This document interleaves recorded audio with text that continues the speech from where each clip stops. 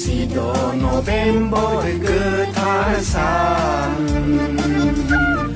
थुनलाइ आफादनि बे जोनोम सान जिद' नभेम्बर गोथार सान थुनलाइ आफादनि बे जोनोम सान